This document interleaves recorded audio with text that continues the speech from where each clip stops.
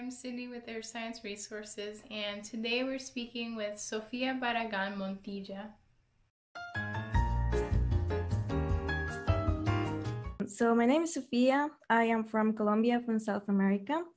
I studied geology at the National University of Colombia. I finished in 2016, and I developed an interest in micropaleontology, specifically on benthic foraminifera during my bachelor's.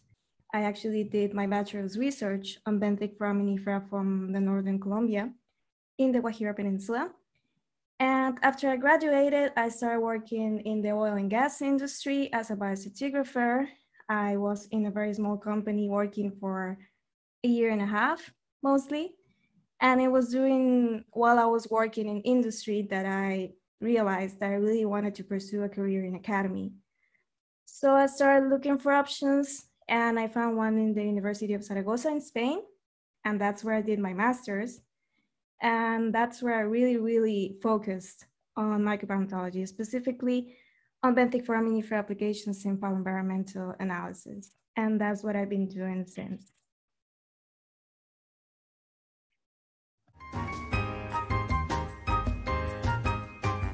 So what is a micropaleontologist? That's a very good question. I remember when I was in like 3 years ago, when people used to ask me what I did, I always said I'm a geologist, because I knew that if I said I'm a micropaleontologist, people would be like, what is that? And with geology, it's a little bit of the same case. When you say I'm a geologist, people are like, but what do geologists do? But from a couple of years till today, I noticed that it's really important for people to know that micropaleontologists exist and why our work is so important for the future of society, of humanity. So micropaleontology is a branch of paleontology that studies microfossils. That's it. That is fossils that are in size less than a millimeter. And to study them, we require a microscope or a stereoscope. That's where the name comes, micropaleontology, the study of microfossils. And what we do basically is the same work a normal paleontologist does. And that is, we investigate microfossils, we extract them from the rocks, we study their morphologies, we classify them taxonomically, we give them names depending on the forms they have. And also we can study the chemical composition of their tests. And all of this analysis and all of these studies, what allows us to do is to see how environments were in the past and also how they have evolved through time. So we're actually able to identify critical times in the geological past where climatic conditions were bad for the biosphere. And we can also see how the biosphere is reacting to these changes.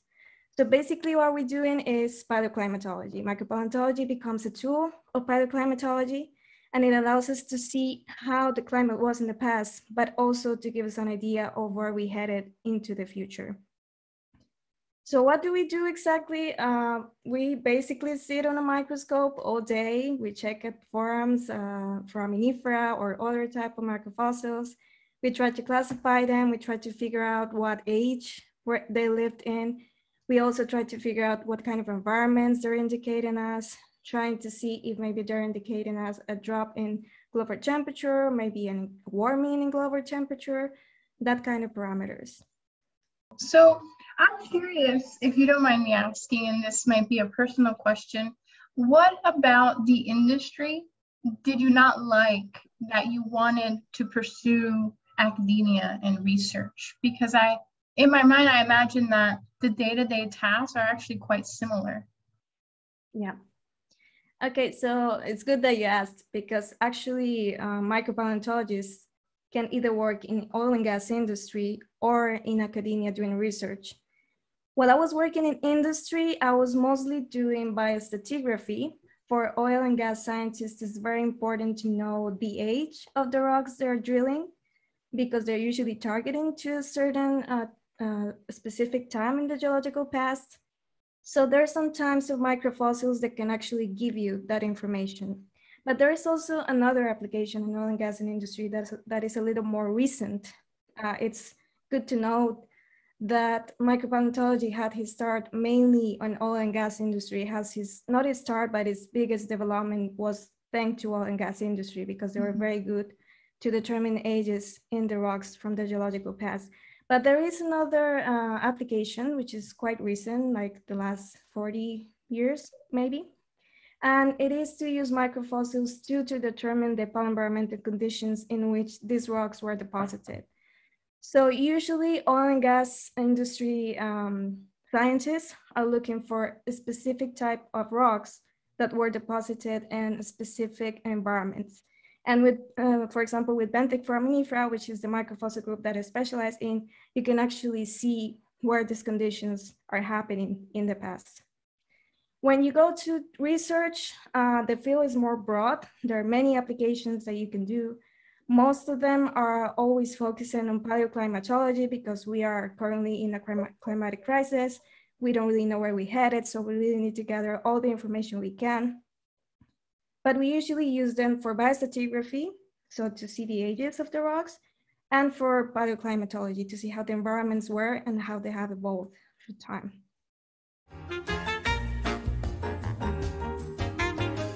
To be honest, it was very late in high school. As you were mentioning, in Colombia, it's the same case. You don't really see any geology or earth sciences related things in high school. And I did know that I wanted to be a scientist. That was like my dream since I was a very little girl. My parents really pushed me into that because they knew I was good at it, but also that I loved it. And when I started looking for what to do after graduation, I bumped into geology. I don't really remember how it happened. I think I was just surfing the internet or something about volcanology, I think. Colombia is a very geological country because we have a lot of volcanoes. We have the central ranges with a lot of volcanoes. We have usually earthquakes. Also, we have the mountains. So we have a lot of fossils too in the eastern range. So there's a lot of things that are very geological in the country, but even though we have that geological diversity, if you want to call it that way, they don't really teach you that in high school. So when I bumped into geology, I started looking it up. And the thing that attracted me the most was that it combined things from all sciences, from physics, from chemistry, from biology. And it combined it all to study basically the place where we live, to understand how it functions, how it has become to be what it is today. And I found that very interesting. And I started looking up what a geologist do. And the first thing that caught my attention was volcanology and geophysics. And it got my attention because of what I tell you. There's a lot of volcanoes in Colombia, a lot of earthquakes, usually. So I thought like, hey, it would be interesting to actually understand what's going on there. So I started looking for options to do my bachelor's in geology in Colombia. And in that time, there was only one university in the city where I grew up, which is in Bogota, in the capital of Colombia. It was the only university that offered the geology program. And to get into the university, it was hard because back then, I think that has changed in the last years. You have to pass a very difficult test. And usually people from all over Colombia applied to the program. So you were competing like, I don't know, 700 people for 30 places in the bachelor's in geology. So I remember I prepared really hard for the test for a year mostly because I really wanted to be a geologist. And I passed, barely passed, but I passed. And I started studying geology with the idea in my head that I wanted to be a volcanologist or a geophysicist. But in the first semesters, I started to realize that it was definitely not something I wanted to do. So in Colombia, the bachelor's lasts 5 years. And for the first 2 years, I was basically lost. I even got to believe that I had made a mistake, that I needed to look for another career. And I also remember that I really, really hated paleontology. I hated paleontology. I didn't want to do paleontology. I always thought it was really hard, that you needed to learn by heart all of these very difficult names to pronounce. And that was only for really smart people. So I never really looked into it. Until during the third year, I had to take my Paleontology 1 course, which is the only paleontology course we have in the National University of Colombia. And I took it because if I didn't during that year, I would have to spend one more year in college to finish my bachelor's. So I took the class, and it was actually during that year that the person that became my mentor for my bachelor's research had just go back to Colombia from finishing his PhD in the University of Zaragoza, which is where I did my master's later on. So he did his PhD on benthic foraminifera with Sofia Molina, which is a very renowned scientist, expert in benthic forams in Spain and in the world.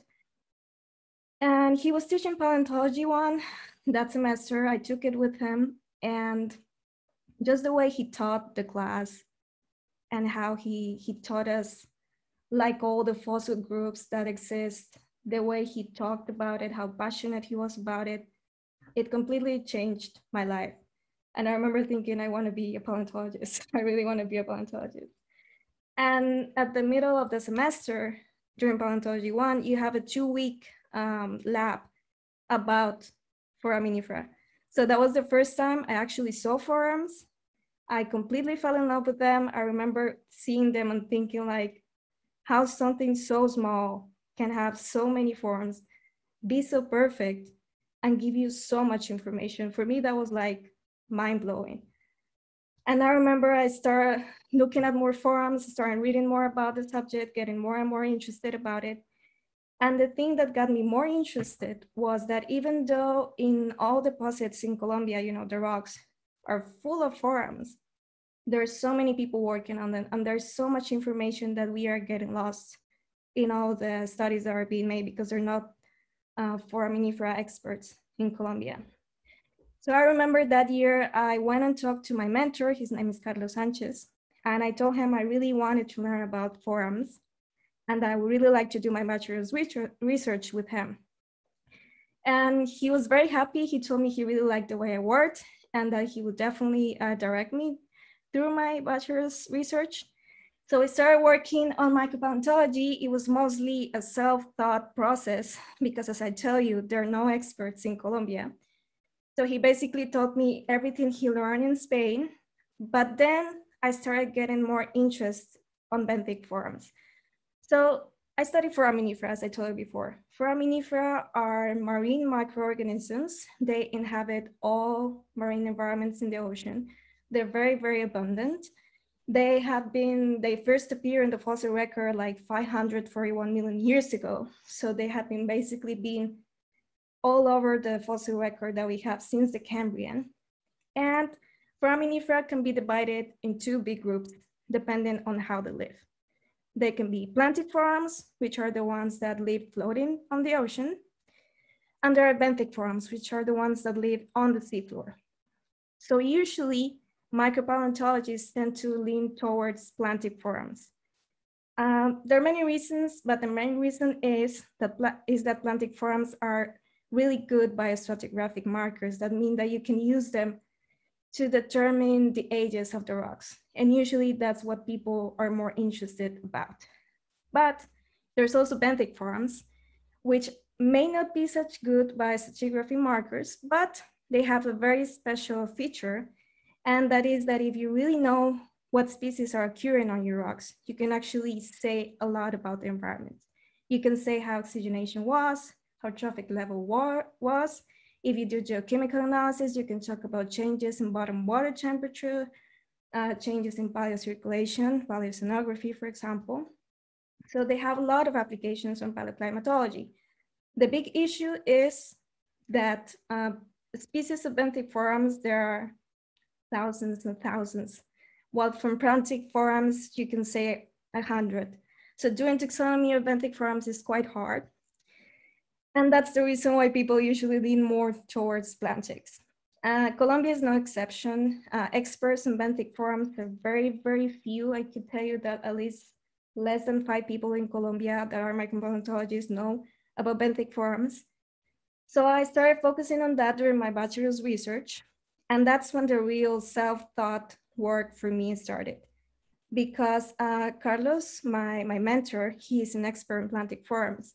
He did work with some benthic forms, but he didn't really have a very profound knowledge of them. So I got to a point that we were both learning together. It was an amazing experience. We did a great bachelor's research. I even got awarded an award for that research. It's a paper that is going to be published really soon too. It took me 5 years to write it. And when we finished, I was completely in love with benthic forms. I really loved all of the information we gathered from, I think I worked with 9 samples. And the amount of information we got only with 9 samples was amazing. So when I started working in industry, I went back to the benthic form biostratigraphy. That was what I did the most for almost 2 years. But it was also during that time that I said, I want to keep learning about benthic forms, and I really want to learn it with an expert, you know, someone that knows what they're talking about and also can teach me. So that's when we started working, talking with Laia Alegret. Laia is one of the most renowned experts on smaller benthic forms, and she worked with Carlos, my mentor, while he was doing his PhD in the University of Zaragoza. And he very kindly talked to her about me and told her that I was really interested in learning about benthic forms. So he asked her if maybe I could join her to do a master's, if I could work with her. She agreed. And it was in a matter of months that I moved to Spain to start my master's in applied geology there. At the first, it was really hard because I had no funding. I tried to look for scholarships or other source of funding to do my master's. I couldn't find any. But my mom and I had been saving money for a couple of years now. We wanted to buy an apartment or something like that. And seeing that I really wanted to do this, she was like, this is what you like, this is your passion, you're good at it, you go. So I took all of my savings, I moved to Spain, I self-funded my master's. I had to do it really fast because I didn't have enough money, and I did run into some debts too. But with Laia, I basically learned everything I know now about how you use benthic forms in paleoenvironmental reconstructions. The first couple of years that I worked with benthic forms during my bachelor's, I was mostly doing taxonomy. That is like naming the species you find. But actual applications, I did learn to do that during my master's.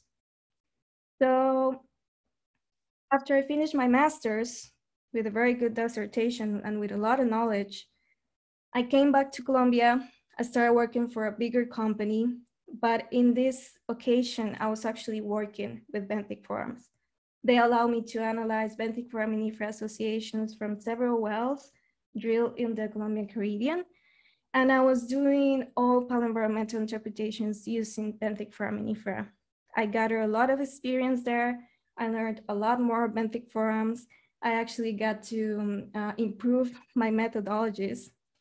And it was during this time that I was applying all this knowledge that I have gathered additionally to what I have already learned during the bachelor's, that I went back to all the data I had gathered during my bachelor's, and I applied the methodologies that I now knew. So I combined these two tools of taxonomy and quantitative analysis. I did a paleoenvironmental interpretation of a specific area I was studying during the bachelor's, and that's the paper I'm telling you is gonna be published very soon.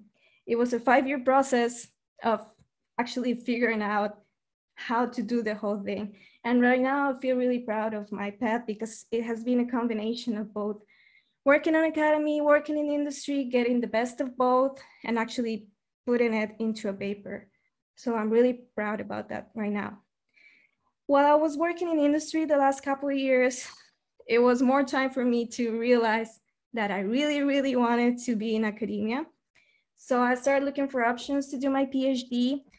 The main idea was to go back to Spain to continue working with Laia. We worked very well together, but it was almost impossible for me to actually get funding. I couldn't get scholarship. Being Latin American represents a very big obstacle when you want to get funding to do research in Europe, and Latin America too, but in Europe or in the United States, there's a lot of barriers we have because of our nationality.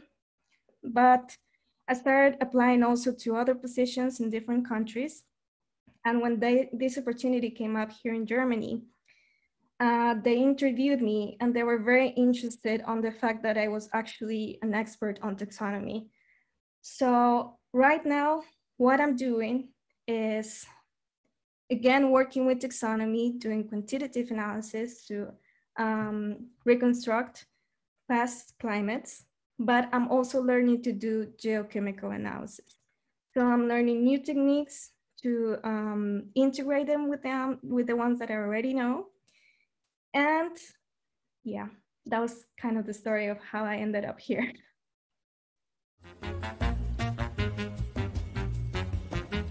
I was doing on a congress last year, the Colombian Paleontology Congress. There was a talk about women in paleontology, and they asked us a similar question. And I found it funny because I said, I'm so young. But then someone told me, I mean, yeah, you're young, but you've been in this like for more than 5 years and you're already doing a PhD. And I was like, okay, fine. That makes a lot of sense. I think there are many advices that I would give myself. But the most important thing is to hold on to your support system. So to your family, to your friends, because at the end of the day, it is a career, it is a professional career. But being in science requires a lot of discipline, of course, but also a lot of mental strength, because there's a lot of things you're going to go through. No matter who you are, where you come from, where your background is. It is harder for some of us if you come from a minoritized group, for example. I'm not only a woman, I'm also Latina, so I have 2 in 1. And it was definitely really hard to get out of Colombia. I recognize that now. So a lot of perseverance, a lot of believing in yourself and your capacities. Sometimes it's really easy to let people tell you that you're not good enough to accomplish this kind of things. I do remember some people telling me that a PhD, then a career in academy was not for me because I was not smart enough. I have heard it in that words. And I'm really happy that I didn't listen to them. And there's also another thing, another advice that I will give my young self, and is to actually look for that support system elsewhere. Because yes, you have your family, you have your friends, that they're always going to be there for you. They're always going to support you. But sometimes you also need that support from someone that has been gone through something similar that you have. And that is where Gelatinas played a key role in my life a couple of years ago. I was working in industry. I was having a really hard time. I was not finding myself in the right spot. I was feeling really lost. I was thinking about quitting science, and actually I wanted to become a translator. I started applying to programs to do a career in that. And that's when Rocio Caballero Gil, which is one of the co-founders of Gelatinas. If you don't know Gelatinas, I'm sure Cindy will leave the information in the description box. She contacted me through Twitter because she saw I tweeted something about a benthic forum I have found in my samples working on the institute a couple of years ago in Colombia. And she started asking me about forums and about what I did. She's a polysonographer. She was very interested on how I use benthic forums to do similar studies. And we actually talked for a very long time about the tools we use. She usually works with benthic forums, but she also used benthic. And we had such an incredible conversation, like peer-to-peer. And I realized it was the first time that I was actually talking to a fellow Latina micropaleontologist. And that's when she started telling me about gelatinas. She asked me if I would like to join. I remember I joined, and at first I was a little on the background, seeing what was going on the Twitter, how the girls interacted with themselves. And I actually started to get in touch with stories similar to what I was going through in that time. You know, like a little of a harassment in the work, I saw a lot of misogynists from some coworkers of mine that was really getting into my head. And when I start hearing all these stories from other Latinas, Latinas, I realized like, this is just a phase.